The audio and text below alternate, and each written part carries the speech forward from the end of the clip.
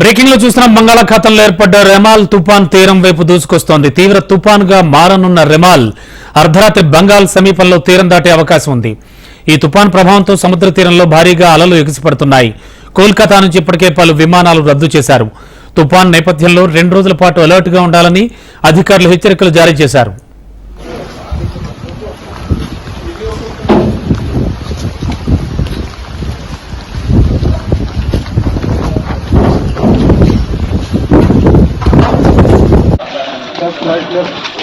थोड़े डाउन हो जाना सर जो लोग चल रहे हैं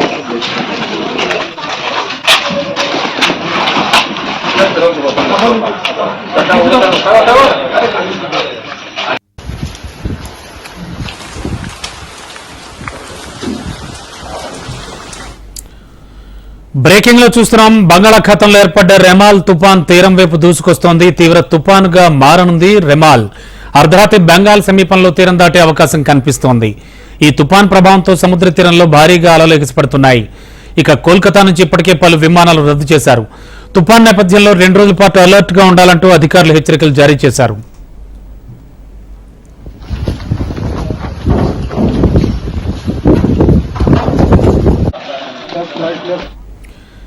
తుపాన్ కి సంబంధించి అప్డేట్స్ అందించడానికి విశాఖ నుంచి ఫోన్ లైన్ లో మా కరెస్పాండెంట్ అనురాధ్ సిద్ధంగా ఉన్నారు.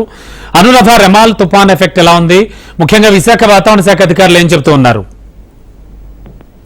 ప్రస్తుతం విశాఖ వాతావరణ శాఖ అధికారుల అంచనాల ప్రకారం గంటకి 12 కిలోమీటర్ల వేగంతో రెమాల్ తుఫాన్ పశ్చిమ బెంగాల్ వైపుగా కదులుతూ ఉంది. అయితే ఇది పూర్తిగా ఈశాన్య రాష్ట్రాల మీద మాత్రమే ఎక్కువగా ప్రభావం చూపించే అవకాశం ఉందని వాతావరణ శాఖ అంచనాలు వేస్తూ వచ్చింది మొదటి నుంచి. ఆ విధంగానే తుఫాన్ గమనం కూడా పూర్తిగా ఏదైతే పశ్చిమ బెంగాల్, ఒడిశా మధ్య తీర ప్రాంతాల మధ్య అది కదులుతూ ఉంది. అయితే గంటకు 12 కిలోమీటర్ల వేగంతో అది ముందుకు వెళ్తుంది. తీరం దాటేటప్పుడు ఖచ్చితంగా గంటకు 130 కిలోమీటర్ల వేగంతో గాలులు కూడా వీచే అవకాశం ఉందని వాతావరణ శాఖ అంచనాలు వేస్తూ వస్తుంది. అదేవిధంగా ప్రస్తుతం దాని గమనం అయితే కొనసాగుతూ ఉంది.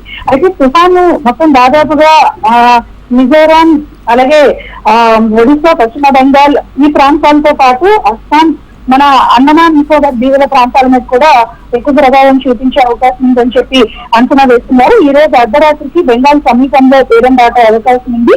అయితే 27 వరకు మత్స్యకారులు అయితే మాత్రం చేపల వేటకు వెళ్ళవద్దని ఇప్పటికే ఆదేశాలు జారీ చేయడం జరిగింది. ఒక బెంగాల్ తీర ప్రాంతంతో పాటు ఇటు ఆంధ్రప్రదేశ్ శ్రీకాకుళం తీర ప్రాంతం వరకు, అంటే ఉత్తరాంధ్ర తీర ప్రాంతాల వరకు కూడా సముద్రం అలజడిగా ఉంటుంది. అలల ఉధృతి కొనసాగుతుంది. కాబట్టి ఈ తీర ప్రాంతాల్లో ఉన్న మత్స్యకారులు ఎవరు కూడా చేపల వేటకు వెళ్ళవద్దని హెచ్చరికలు జారీ చేసింది. మరోవైపు చూస్తే కనుక ఈ వెదర్ కండిషన్స్ చాలా పూర్ లెవెల్లో ఉన్న నేపథ్యంలో పూర్తిగా ఎయిర్ వేసింది కూడా, అంటే విమాన సర్వీసులను కూడా రద్దు చేసే ఆలోచనలో ప్రస్తుతం అధికారులు ఉన్నారు. ఆ విధంగా కూడా చర్యలు చేపట్టే అవకాశం ఉంది. అయితే ప్రస్తుతానికి పశ్చిమ బెంగాల్ దగ్గర తీరం దాటే అవకాశం ఉంది. కాబట్టి ఏపీకి అయితే ముప్పు లేదని చెప్తున్నారు. ఏపీలో మాత్రం కొద్దిపాటి వర్షాలు పడే అవకాశం ఉంది. థాంక్యూ అనురాధ.